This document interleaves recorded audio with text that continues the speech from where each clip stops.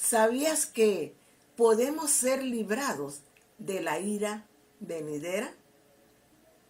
¿Y qué es la ira venidera?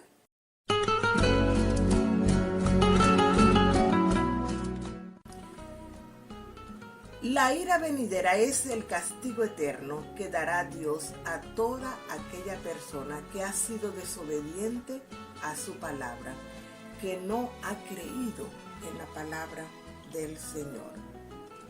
Y sabes, dice en Apocalipsis 20 que será el momento más triste de toda la humanidad.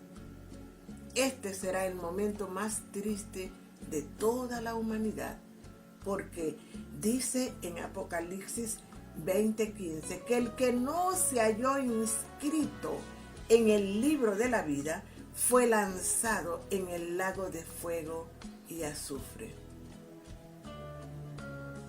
Aquí estoy nuevamente, mis estimados oyentes, para hablar un momentito con ustedes sobre este tema. Este tema ya lo he conversado aquí en las redes sociales, pero hoy traigo esta palabra nuevamente para que toda aquella persona que no ha logrado llegar, que no ha logrado cambiar, que no ha querido, que no ha podido, pues piense que estamos en los últimos tiempos y que es necesario que tú revises tu vida y te des cuenta de qué es lo que estás haciendo. Quien les habla, Magdalena Mendoza. Y es un verdadero placer para mí encontrarme una vez más con ustedes para conversar sobre algún tema. Y en este caso vamos a hablar sobre lo que significa el castigo eterno. El castigo eterno está descrito en la Biblia, pero en el libro de Apocalipsis, en el capítulo 20, se describe con mayor claridad. Y yo hoy te voy a hablar sobre este tema. La ira de Dios se refiere a la indignación de Dios contra el pecado, su enojo, su venganza o su retribución. En 2 Tesalonicenses 1:8 dice lo siguiente: el Señor dará retribución a los que no conocieron a Dios ni obedecen al Evangelio de nuestro Señor Jesucristo. También dice en 1 Tesalonicenses 1:10 que Jesucristo nos libra de la ira venidera. ¿Te das cuenta? Y en 1 Tesalonicenses 5:9 dice que Dios no nos puso para ira, sino para alcanzar salvación por medio de Jesucristo. Pregunto, ¿ya tú alcanzaste salvación por medio de Jesucristo? ¿Y tú que no lo has hecho? ¿Qué estás esperando? ¿Cuándo lo vas a hacer? Te invito a escuchar esta palabra y a tomar decisiones. Juan 3:36 dice: el que cree en el Hijo tiene vida eterna, pero el que rehúsa creer en el Hijo no verá la vida, sino que la ira de Dios está sobre él. Vean dos cosas. La palabra rehusar significa que tú has escuchado más de una vez, pero nunca has tomado una decisión. Rehusas creer en Él una y otra vez. Y que dice otra cosa que dice este versículo, es que la ira de Dios está sobre Él. Está ahora, tiempo presente, está sobre Él. Entonces hay que tener mucho cuidado con estar desobedeciendo al Señor, porque la ira de Dios está sobre toda aquella persona que le desobedece. Romanos 1:18, porque la ira de Dios se revela desde el cielo contra toda impiedad e injusticia de los hombres que detienen con injusticia la verdad. Entonces dijimos pues que la ira de Dios es indignación contra el pecado, es enojo, es venganza, es retribución. Y en su momento el Señor va a castigar al pecado. El no haberte arrepentido, el no haber escuchado su voz, el no hacer su voluntad, el no obedecer su palabra. En su debido momento Dios va a castigar tu desobediencia. Estaremos observando algunas indicaciones que el Señor nos deja en su palabra y que debemos obedecer para no alcanzar la ira de Dios. Y sabes, la única manera de escapar de la ira de Dios es comenzar una relación cercana con Él, obedeciendo sus leyes ahora. Miqueas 6:8 dice: hombre, Él te ha declarado lo que es bueno. ¿Y qué pide Jehová de ti? Solamente hacer justicia y amar misericordia y humillarte ante tu Dios. Aquí podemos observar que el Señor pide de nosotros lo siguiente: solamente hacer justicia, amar misericordia y humillarte ante tu Dios. Y cuando reconocemos que Jesucristo es el Hijo de Dios, el Señor y Dios, nuestro Salvador del pecado, entonces Dios permanece en ti, en mí, y tú en Él, y Él en mí. Y cuando el Señor permanece en nosotros, no tenemos problemas para cumplir con estas verdades, con estas recomendaciones que se encuentran en Miqueas 6:8. Hacer justicia, amar misericordia y humillarnos ante nuestro Dios. Hay que prestar atención aquí. Hay que volverse a Dios, arrepintiéndose de la soberbia, arrepintiéndose, volverse a Dios, arrepintiéndose del pecado para no estar en ese triste momento de la historia de la humanidad donde los desobedientes serán juzgados por sus obras, por su comportamiento en la tierra, por no obedecer la palabra del Señor, ya que Dios no nos puso para ira, sino para que alcancemos salvación por medio de la obra redentora de Jesucristo en el Calvario. El hombre le quitó la vida a Jesucristo, clavándolo en un madero, pero Dios al tercer día le resucitó y ahora se encuentra sentado en lugares celestiales, como dice en Efesios 2. Nos dio vida juntamente con Él, nos resucitó, nos pasó de muerte a vida por gracia, que es un favor no merecido. Por gracia somos salvos. ¿Y salvos de qué? De la ira venidera, de la ira que vendrá a este mundo, de la ira de la cual nadie escapará si no se arrepiente de sus pecados. Como dice en Efesios 2, 1 al 10.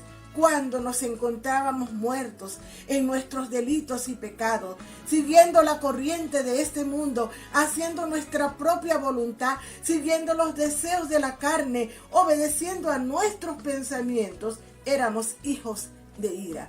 Pero Dios, en su infinita misericordia, nos dio vida abundante por medio de su Hijo Jesucristo.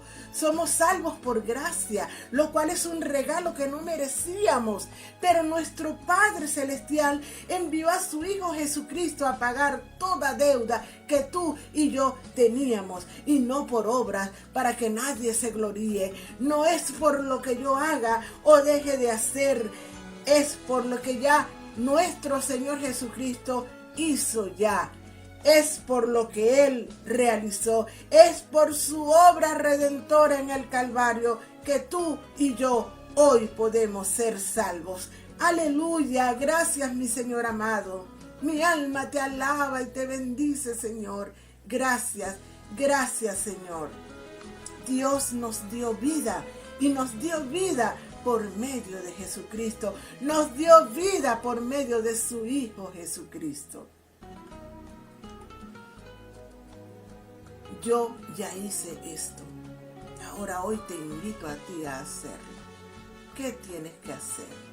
Número 1, creer en Jesucristo para que tengas vida eterna. Número 2, apartarte del mal, de la mentira, de las injusticias, de toda cosa que desagrade al Señor y llevar una vida digna de ser hijo del Padre Celestial, de ser hijo de un rey. Nosotros somos hijos de un rey y un día vamos a reinar con Él aquí en esta tierra. ¡Aleluya! Efesios 2, 8 y 9 dice: porque por gracia sois salvos por medio de la fe. Y esto no de vosotros, pues es don de Dios, no por obras para que nadie se gloríe. Es un regalo que Dios te ofrece en este momento y tú tienes la decisión. Amigo que me estás escuchando en este momento, esta explicación es muy sencilla y tú puedes entenderla y tú tienes dos opciones: ¿lo tomas o lo dejas? Pero la responsabilidad es tuya y la consecuencia de dejarlo es grave, muy grave. Y la consecuencia de asumirlo, de recibirlo, de tomarlo, es pertenecer al reino de Dios. ¿Qué te parece? ¿Qué te parece esto? ¿Qué te parece este regalo que Dios te está dando hoy? Pertenecer al reino del Señor. ¡Aleluya! ¿Sabías que la salvación es el mayor milagro que pudiéramos llegar a observar? Comprender que Dios el Señor nos dio tanto amor con una mente finita como la que tenemos nosotros. Sin embargo, Él nos dio ese regalo. Nos dio tanto amor que nos parece imposible que esto sea una realidad.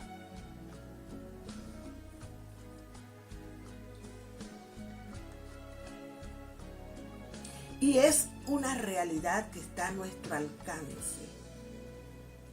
Y podemos abrazarlo por medio de la convicción que solo da el Espíritu Santo de Dios.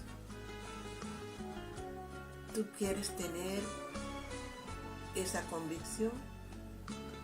Ven a Él. El Espíritu Santo de Dios te la da y tú puedes recibirla y tú puedes aceptar a Jesucristo en tu corazón como tu Salvador.